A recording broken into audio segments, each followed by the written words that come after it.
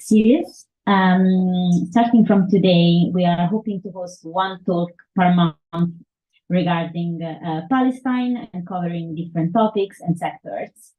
So looking at various topics each month. And so today we're here with Nadia Sili Chahin, who is a lawyer in Chile and a PhD candidate in law at the University of Edinburgh. Nadia, like many of us, is part of the Palestinian diaspora. And today she's going to talk to us regarding her research on boycotting and the law. Thank you.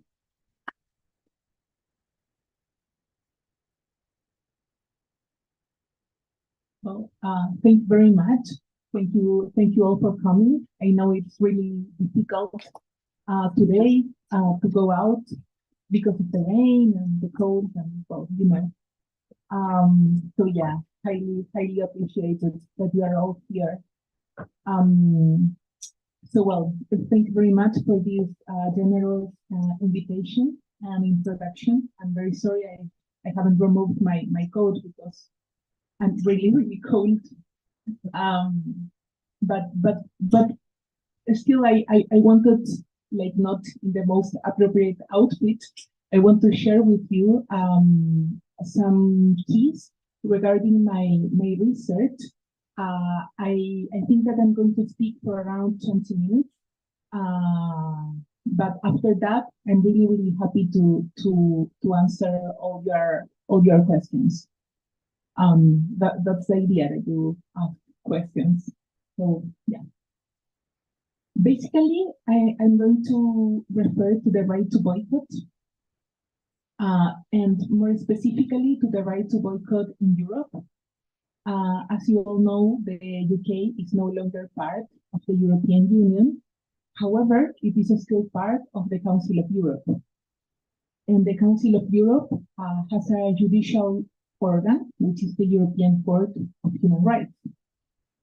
And this court in 2020 ruled on BDS. BDS is the Boycott, Divestment and Sanctions movement led by the Palestinian people. I'm sure that you all know about BDS as you are here, but so I'm going to be brief. I will just mention that BDS is a call made by Palestinian civil society organizations back in 2005, just 1 year after the International Court of Justice ruled through an advisory opinion on the wall that Israel has been building in the occupied West Bank since 2002.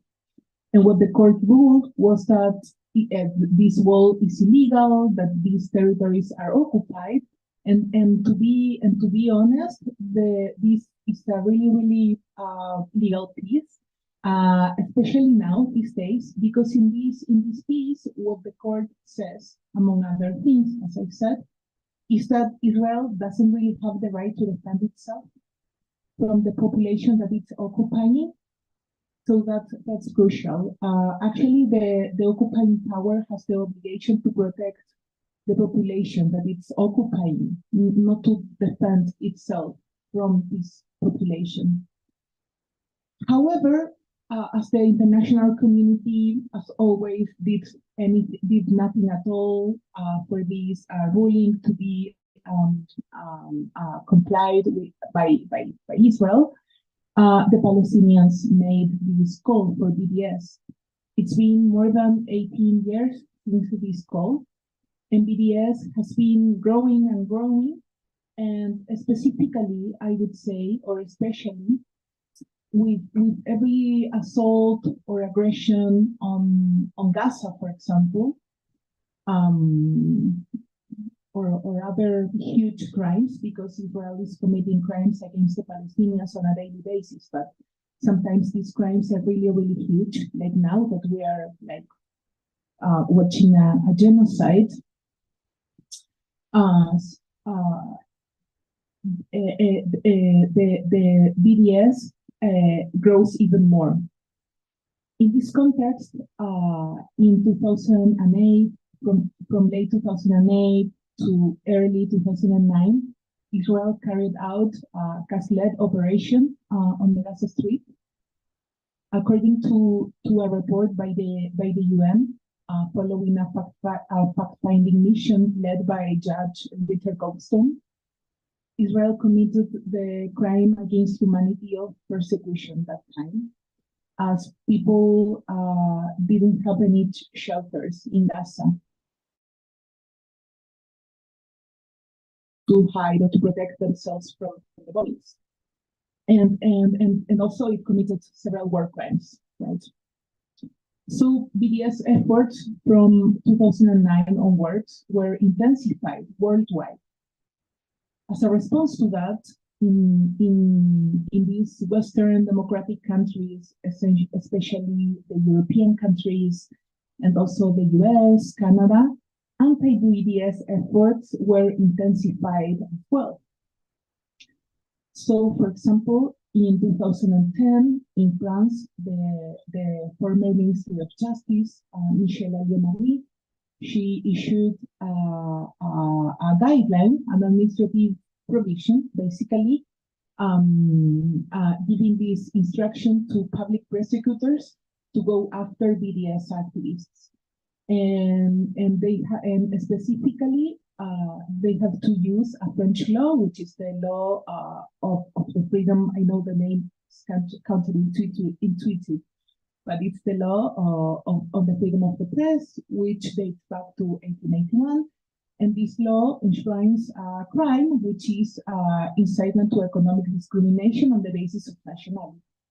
So the Ministry of Justice said to the prosecutors, basically, go after these people, these BDS activists, because they are discriminating the Israelis they are incitement to economic discrimination against Israelis on the basis of nationality.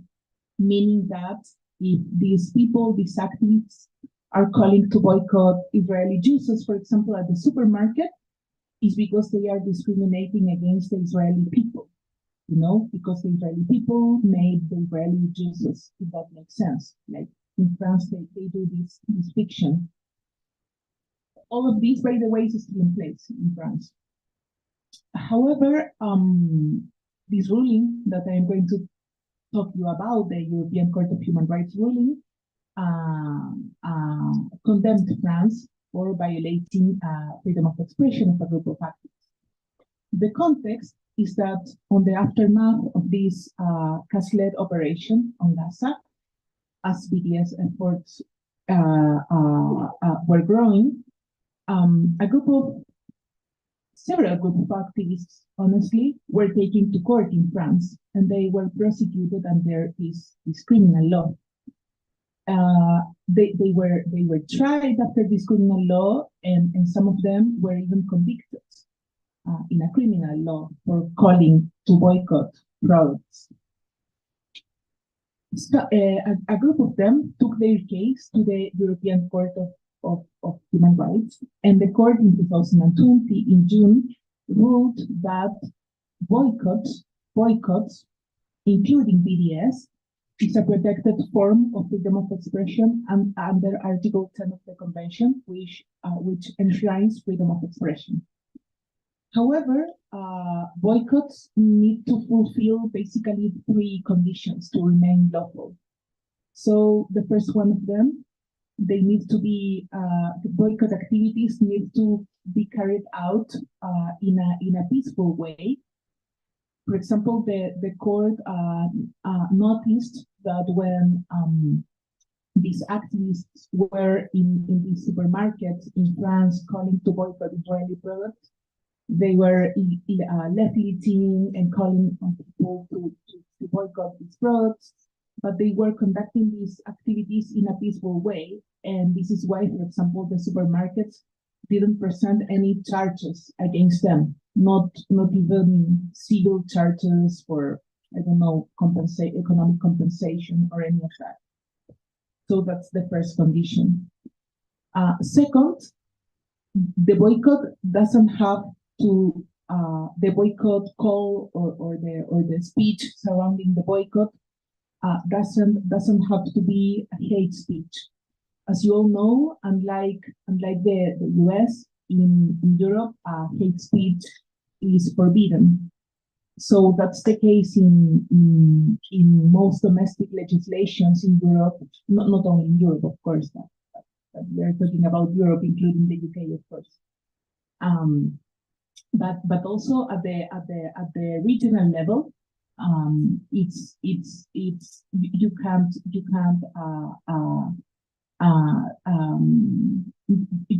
can be found guilty for hate speech crimes.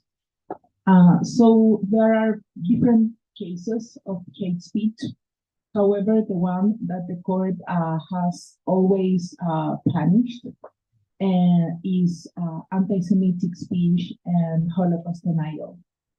So if, for example, you deny the Armenian genocide, according to the jurisprudence of the court will examine what you said under Article 10, the freedom of expression article, and then they will decide if you violated or not violated Article 10.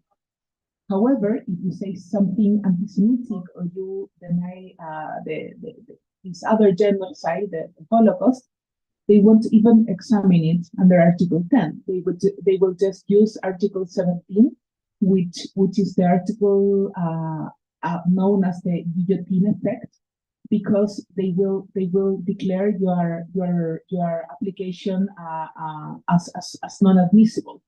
They won't even examine it. There is, for example, this famous case by where a Frenchman, Garaudi, who wrote this famous book about the creation of Israel. I don't remember the name exactly in English now, but I can give it to you in a second. Well, this guy was taken to the court, and his case wasn't even examined. It was declared inadmissible by Article 17 after he was convicted in France. So yeah, it doesn't have to constitute hate speech, whatever you say. And lastly, the last requirement, and this is the one I don't agree with, is that the boycott needs to be carried out by the ordinary citizens, activists, militants, like people like us, if you want. Well, I guess we're all ordinary citizens. I don't think the first minister is somewhere here. I'm not that important. It's a joke. Yeah, so the court basically ruled this because there is a previous case, the judgment from the same court, the European Court of Human Rights, that dates back to 2009, in which the court ruled that a French major, communist major, Mr. Willem, also from France, but that France hadn't violated his right to freedom of expression when criminally convicted him for announcing his intention in a session of the municipal council to ask the catering services of the municipality, in which he was a mayor, not to buy Israeli products and to buy products from somewhere else. And basically, he did this in 2002 because the Israeli army back then was storming the Jenin refugee camp. When Nastasia asked me if I wanted any book to be here today, I said Mornings in Jenin by Susan Abu Hawa. This is a great Palestinian novel. I recommend you to read it. It's right there.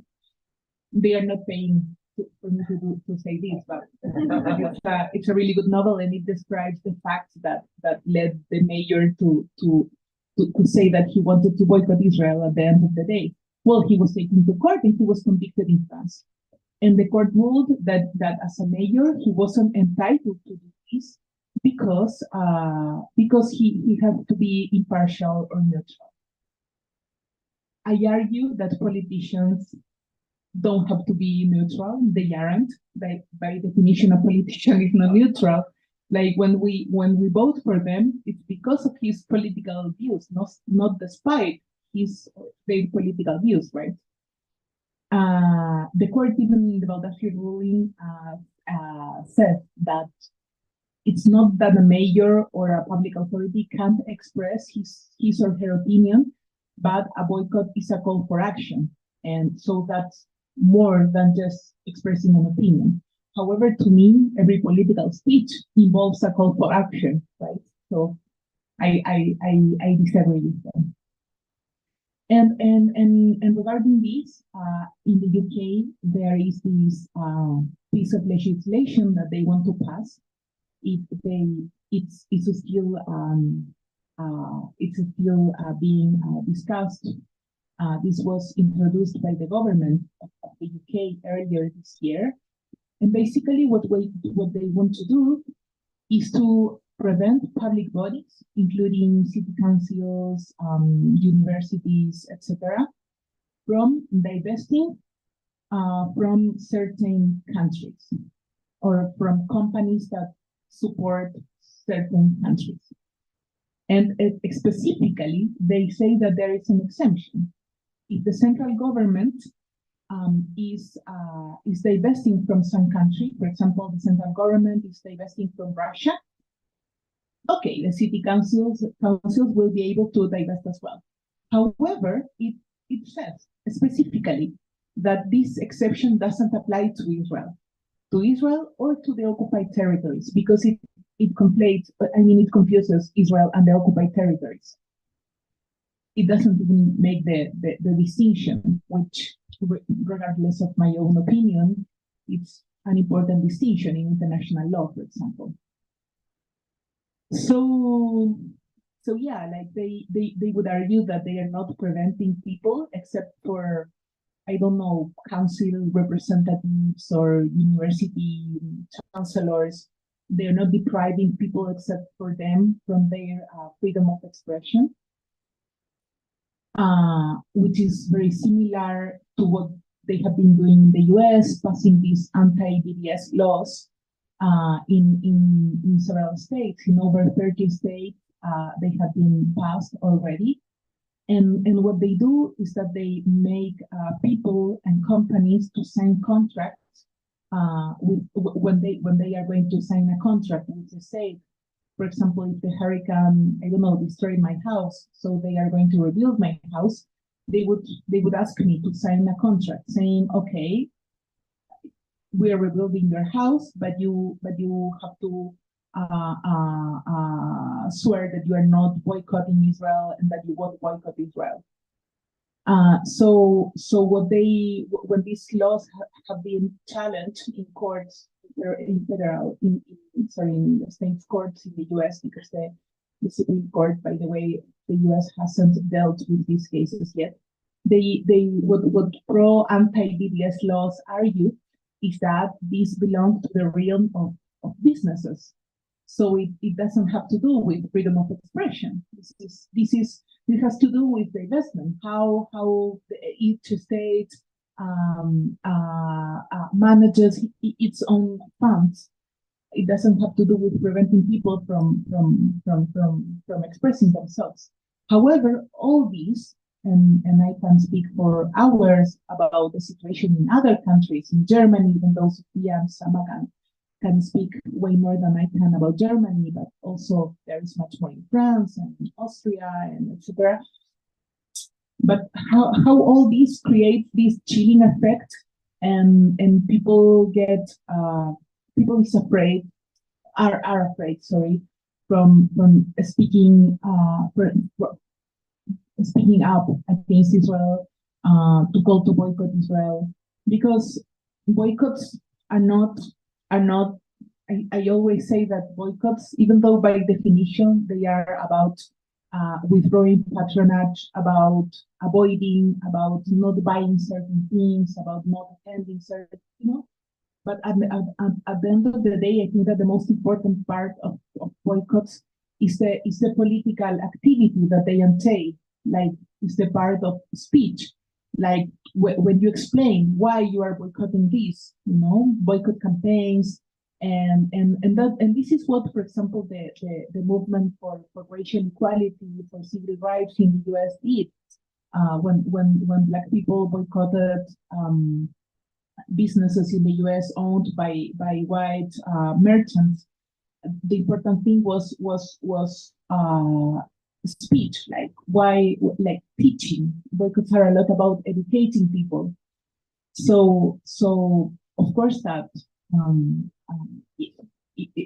all of this creates an effect in which we are more concerned about defending ourselves than being focused on what's going on in Palestine, which is actually the important thing, or what is at stake. It's the situation, I would say, is bad because someone says that he or she feels offended, which has happened or is happening at the University of Edinburgh these days, for example. They could deprive all of us from our fundamental rights, specifically freedom of expression. And this is noticeable because in international law, for example, in refugee law, you need to have of course there is this fear of prosecution that allows you to ask for asylum, but this has to be like rooted in objective circumstances, like a war, and that's the way it is in international law generally. But just to feel offended or to say that you feel offended by something, and that's not common. That's not something that actually happens with every speech. Like, I feel offended by many things, and they are not prescribed. However, I want to be, despite all this, I still want to be optimistic. And I think that if you are not violent, and if you don't say any hateful utterances, you are going to be fine. So I wanted to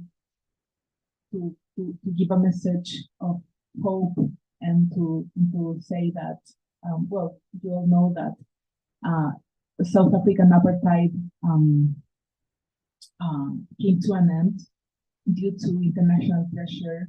Boycotts work. They worked back then. They can work now. Sanctions work as well. Divestment work. So yeah, we have to keep going on, because they are not getting any rest. As we speak, they are bombing civil population in Gaza and doing horrible things in the West Bank and for Palestine as well. Thank you very much.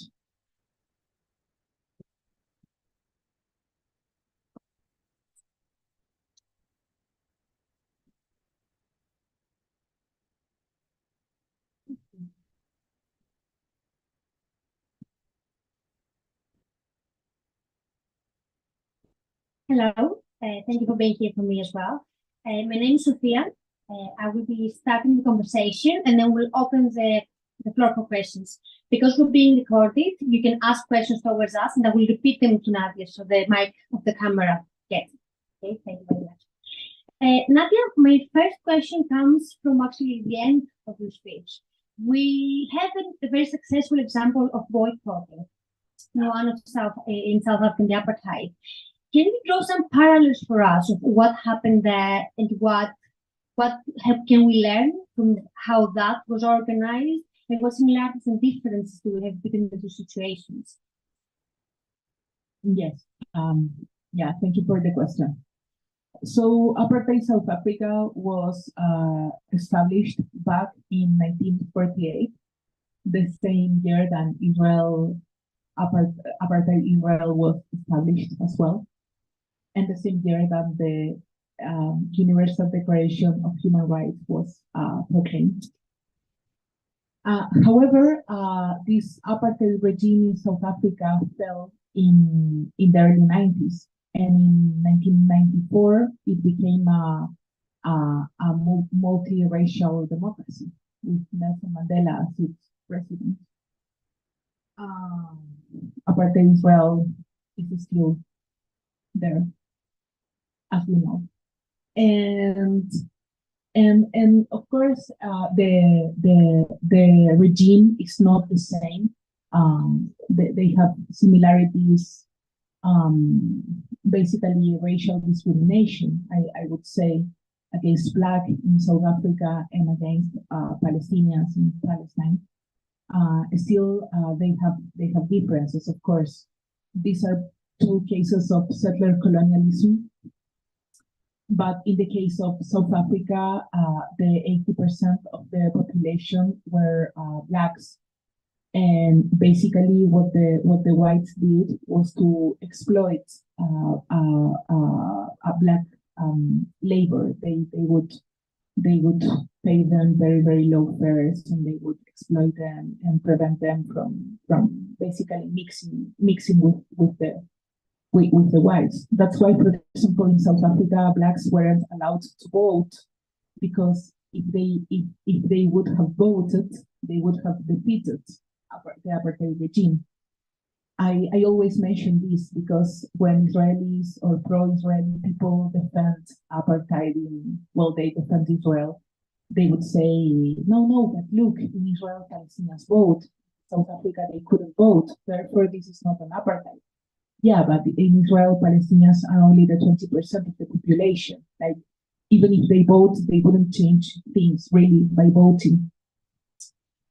The boycott campaigns are also have similarities and differences. So as a similarity, I would say that the South Africans adopted different strategies to fight apartheid.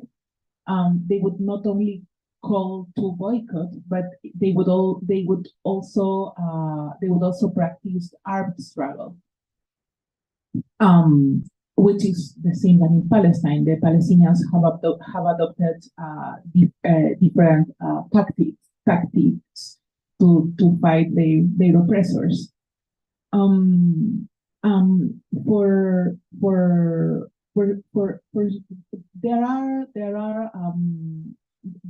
The South Africans, also the Palestinians, have called globally to implement different boycott strategies.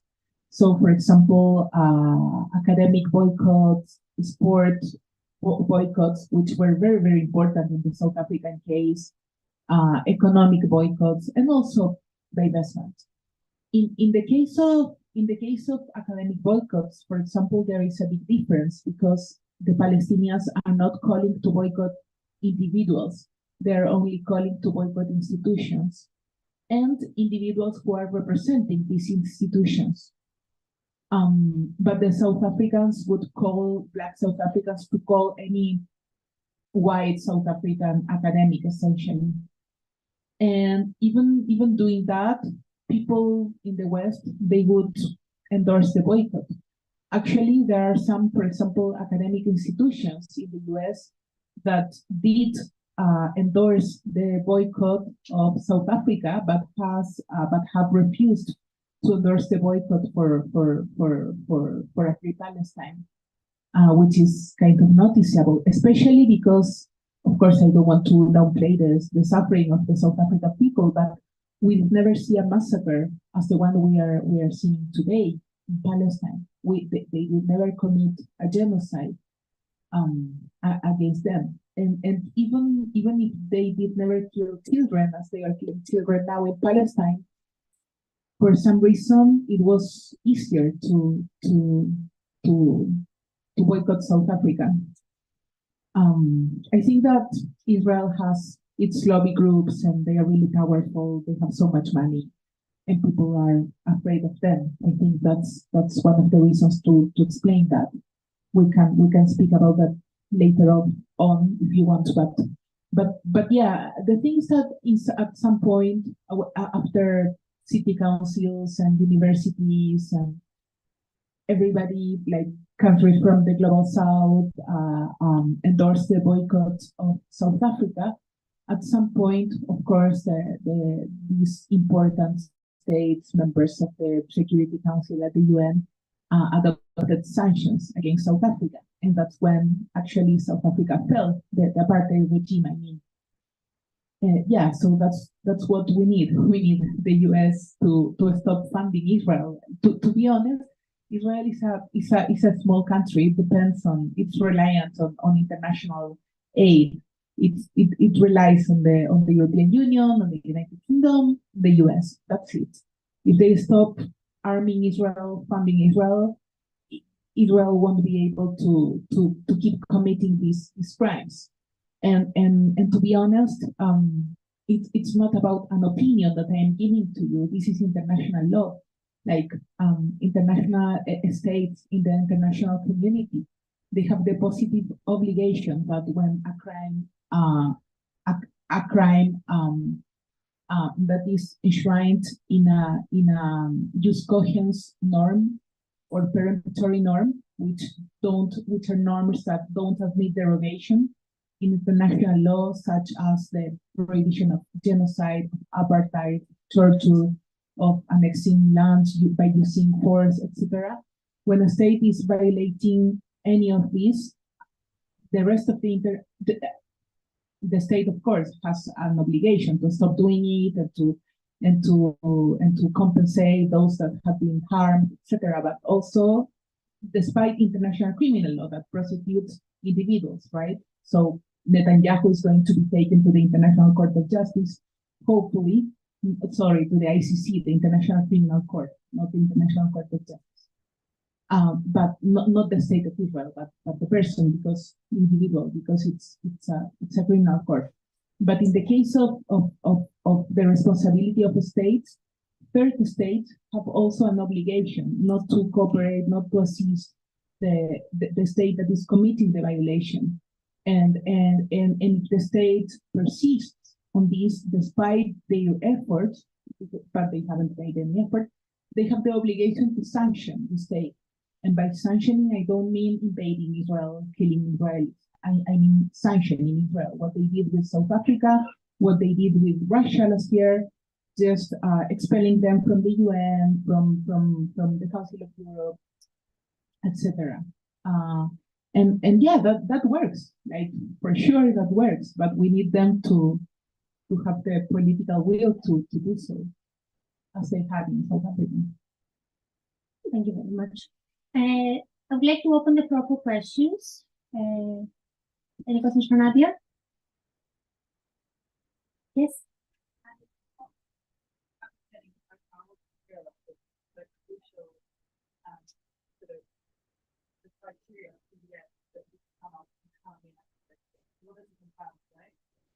So it's a European Court of Human Rights. So as an individual, or whatever. No, so in this case, or for this context, there's some equal action, common ordinary citizen. Okay. So how do you how would how would you operate if you are living this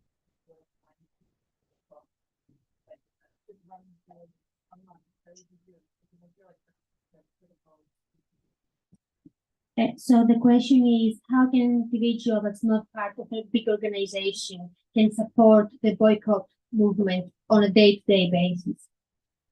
Yeah, thank you for your question. It's really important. So you can join an organization. There are many great groups now in Scotland.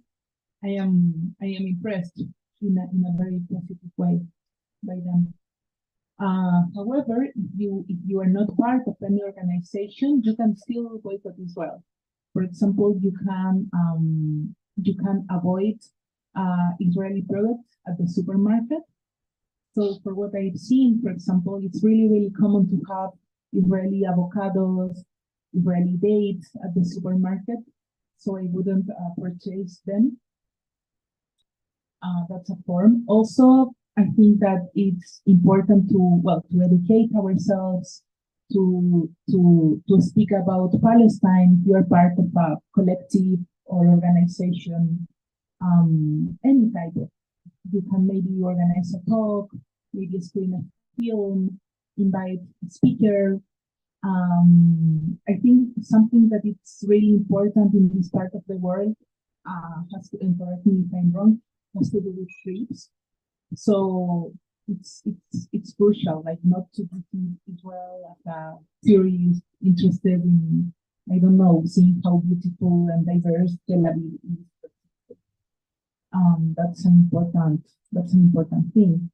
And there are so many ways, and it depends on each context. For example, in places like the US, where some evangelical groups are very important, there is a lot of work to be done, because these groups, they are pursuing these anti-BDS legislations in the US.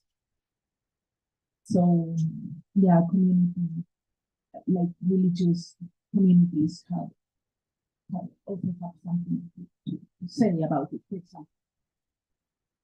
Yeah. Is anyone on the back? Yeah, if you actually on the pick similarities and differences between the ICC and the European Court of Human Rights, there's so many human rights courts around. Yeah, but they don't seem to work. I was thinking, Yeah, I know. Part of the question, why is it so difficult to get war criminals, as Israelis clearly are, accepted as a focus for ICC or European Court of Human Rights prosecution? Why is it so difficult to get? Thank you. The next question is, can you tell us the difference between the different courts of human rights and criminal laws in the world, in Europe, and why is it so difficult to prosecute the State of Israel? Yeah. Okay, so one is the ICC, the International Criminal Court. This court was created in 2002, and it's created by the Rome Statute, which dates back to 1998. Basically, what is important to know about this court, which is also in the Netherlands, they have, how do you pronounce that in English? Hague. In Spanish we say La Haya. Very different. So the things that many courts are there. So, but yeah, so this court, what's important to know about this court is that it doesn't try state, it tries individuals. And also it tries them under the principle of complementarity. So the thing is that these people should be tried at domestic courts first, and only if they are not tried at domestic courts, they can be taken to the International Criminal Court. And it's really important that this court can only try individuals for 4 crimes, which are genocide, crimes against humanity, war crimes, and the crime of aggression. I would argue that Israel commits war crimes, crimes against humanity, and genocide against the Palestinian people. These crimes give, sorry, I'm not just to speak about this in English. They give universal jurisdiction. That's their peculiarity. So I don't know if you remember, for example, Pinochet, the dictator of my home country, Chile. He was prosecuted by this Spanish judge, Baltasar Garzón, and he was detained in London because of that, because he committed crimes against humanity in Chile. So as these are universal jurisdiction crimes, this was possible. So for example, I remember this Israeli ministry, I think it was Tipsy Ligny, I'm not 100% sure. Some years ago, she was about to go to Belgium, and at the end, she didn't travel because there was this open case against her there. So yeah, hopefully these people at least won't be able to travel. So that's the ICC. Then you have the ICJ, which is the International Court of Justice. This is the UN jurisdictional organ, basically. and it sees controversies among states. So, for example, if Chile has a problem with Bolivia because we think that the sea is ours, and then they think that the sea is theirs. By the way, it's theirs, not ours. Then we have to go to the ICJ. This is the one that gave the advisory opinion on the wall, the important ruling that I mentioned at the beginning. There is also and also there are these regional human rights protection systems. There are 3 in the world. So there is one in Africa, there is one in Europe, and there is one in Latin America. In Europe, the judicial organ is the European Court of Human Rights. In America, it's the Inter-American Court of Human Rights. So yeah, and hopefully it's more clear. And why can't we prosecute them? It has to do with, it doesn't have to do with the law, it has to do with politics. And I know, like, law is always a tool, it's always a tool inspired by politics, but in the case of international law, it's even worse because there is no such thing as an international police or, that could enforce the law. The closest to that is the Security Council at the UN, but if one of the permanent members, such as the US, veto a resolution, we wouldn't have a resolution. Is there any overlap between the kind of legal decisions that these lawmakers make? I mean, for instance, the ICC, if they make a decision, a legal decision, is that binding on other courts or not? The gentleman asked if there's any overlap between these courts. So if one of the courts make a decision, can be implemented from another court. I mean, so for example, these are general law principles. The ICC, for example, it's a criminal court. It's an international criminal. So in criminal law, there is this principle, non bis in idem, and it means that a person can be tried twice for a crime. So if, for example, Netanyahu is tried under, God willing, by the International Criminal Court, he couldn't be tried again for the same charge by a different court.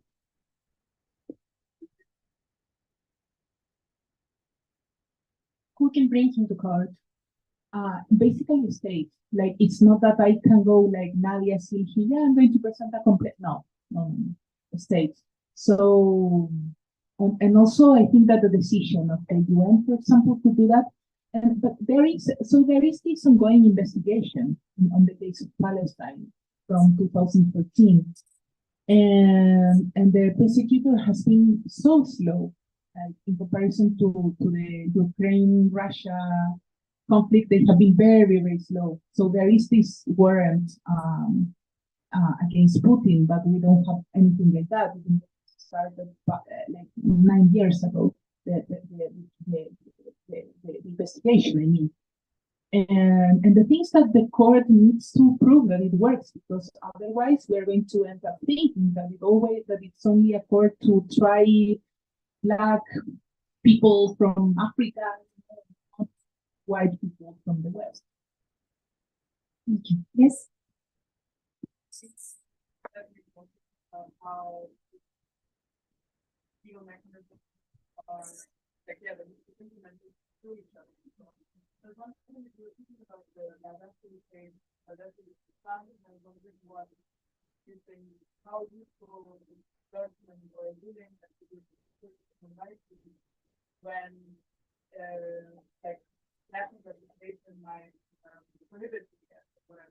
How can we mobilize the right judgment in the face of domestic legislation, and how kind of that's what we have done.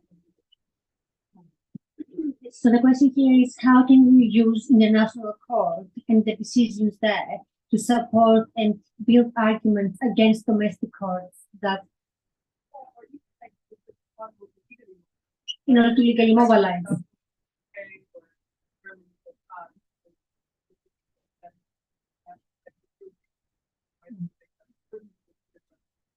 No, it's a very, very good question. So first of all, this is our BDS is not illegal anywhere in the world. So that's the main thing, like to take into consideration, like not even in Israel.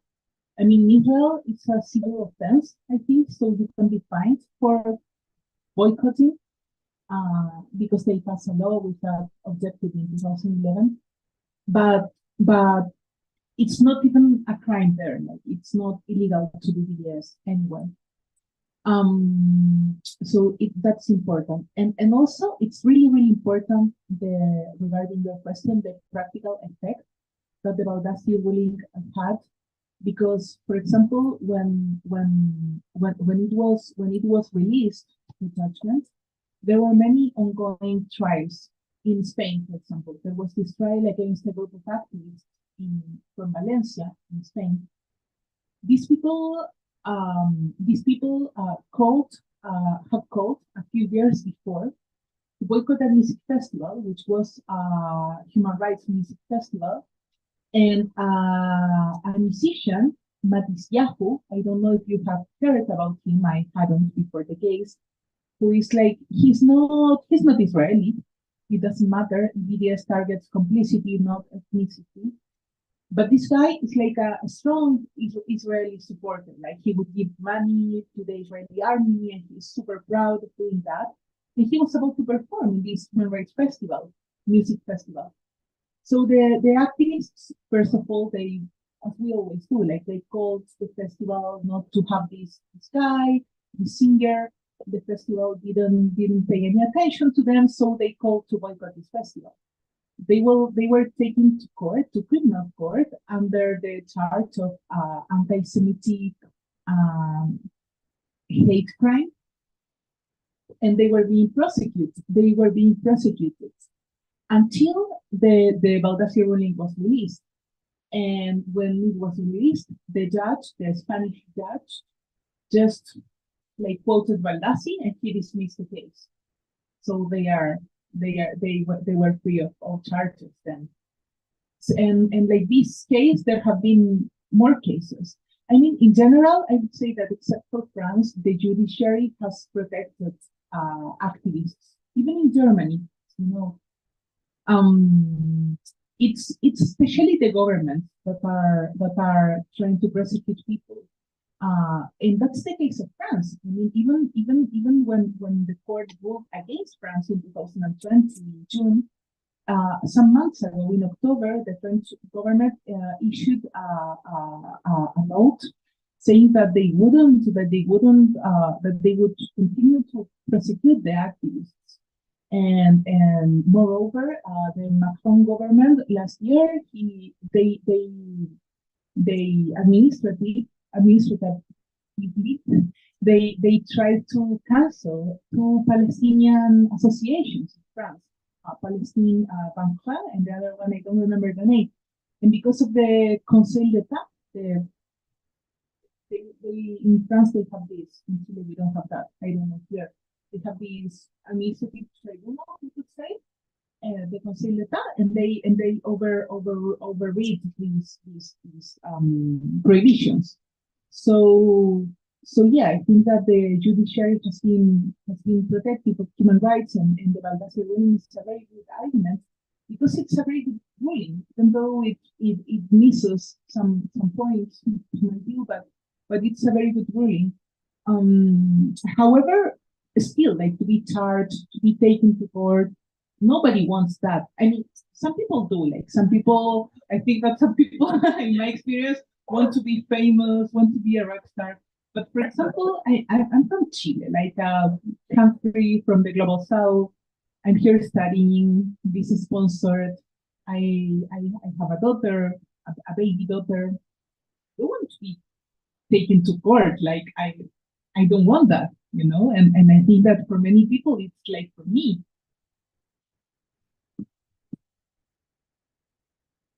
Any more questions? No. Any more questions in the room?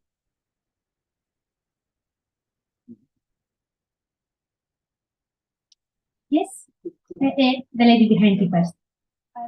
I guess my question to the boycotting at the minute and the problem we've seen companies like Starbucks. I'm personally of no impression that all Starbucks are going to close tomorrow, but what would be the most ideal situation? Because I think particularly for me, and I'm sure for everyone else here, it's quite frustrating because it feels like we're spreading the information of why we need to boycott Starbucks, etc., etc. But walking to Starbucks and seeing so many people in there just like working and people look like us and things like that. If it's not going to stop Starbucks, then what's the first outcome that we hope for, or the soonest outcome? So this question is boycotting big organizations such as Starbucks, while we understand the state of capitalism cannot defeat them and cease them from existence. What is the best thing we can hope for? I think that boycotts, economic boycotts, and by economic boycotts, I don't mean boycotts with an economic aim, but boycotts that consist of trying to achieve a political objective by causing some economic harm to a certain business or businesses. Like in this case, for example, has to be very, very strategic work. So they have to be like very, very focused. For example, the BNC, the Boycott National Committee, which led the BDS movement, they hasn't chosen Starbucks as its objective because it's difficult for Starbucks to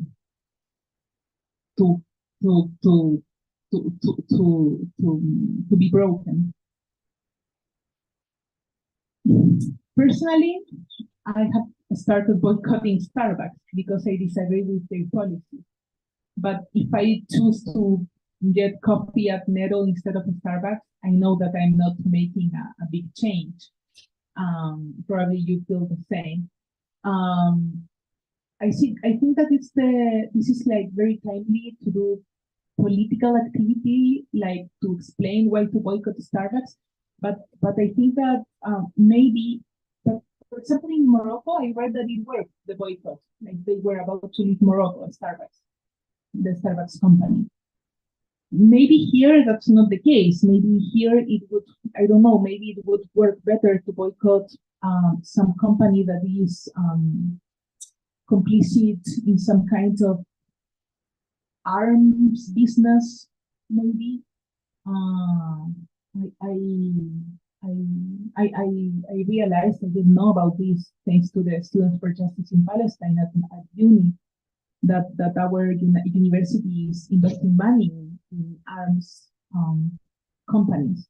I think that's a very good target. Like most people wouldn't want education to be mixed with arms trade, and but yeah, I even though I am boycotting Starbucks, I don't know if Starbucks is like the ideal target to gain economic success in the UK, if that makes sense. Yeah, to be stronger than trying to shut them down. Yeah, but still, I think that it's good to explain people why to boycott Starbucks and to give support to Starbucks workers, because at the end of the day, that's the reason for the boycott, because they supported the Palestinians and that's why they were facing reprisals. It may also add that the BDS movement has published a list of focused boycotting, and they call Starbucks an organic boycott because it kind of started happening from the community rather than from the organizations that organize BDS.